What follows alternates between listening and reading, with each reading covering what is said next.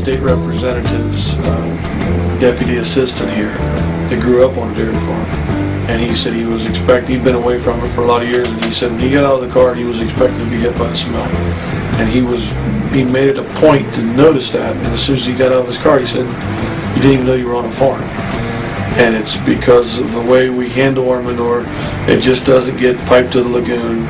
We're pulling the large particles out to recapture for the bedding, and by agitating it before it goes to the press to keep it in suspension, we are aerating it or oxidizing it, and the smaller particles go to the lagoon, but they are in such a small form and in suspension that they hold their suspension, and they've already been pumped full of oxygen, so we don't deal with the methane. When we pump our lagoon, our first lagoon, our first stage is 3 million gallons, and we can put an agitator in there, and within a half hour we're pumping out of that lagoon, and manure samples have shown that our lagoon is just as consistent at the 13-foot level as it is 2 foot from the bottom. Wow.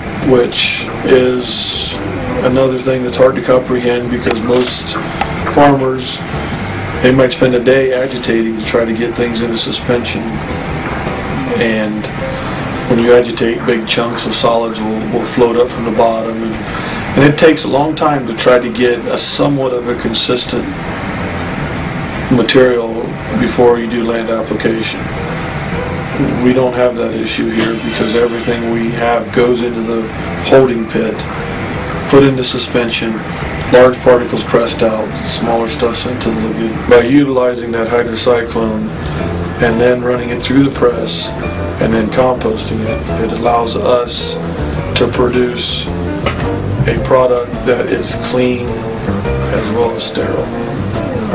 As far as, you can make manure sterile as it is if you heat it long enough and things, but it's still manure. All right. But by going through the process of the cyclones to the press to the composter, it is clean, sterile bedding.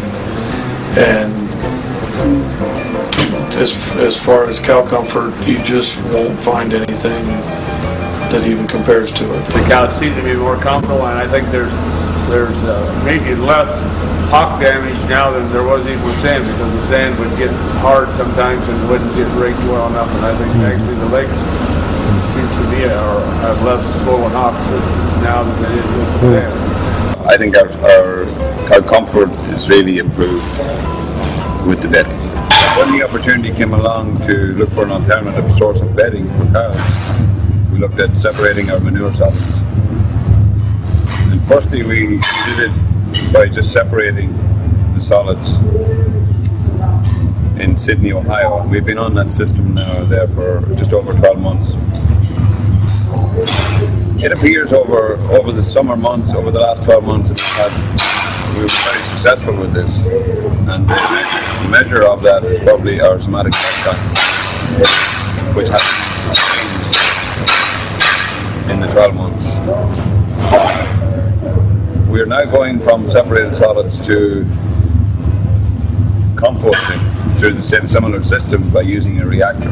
People think that they can't use organic material for bedding because of the pathogen problems. And we sterilize it, and then we develop ways that they can stir it, keep it dry, and not have a pathogen problem. So we spend a year at that and been very successful at it. We use a pressure pump down there that pumps slurry into the side of the hydrocyclone, which causes a vortex and a spin, so that the solids go to the outside and drop down to the bottom, and the liquid without the solids goes out the top and is returned either to the collection pit or the lagoon.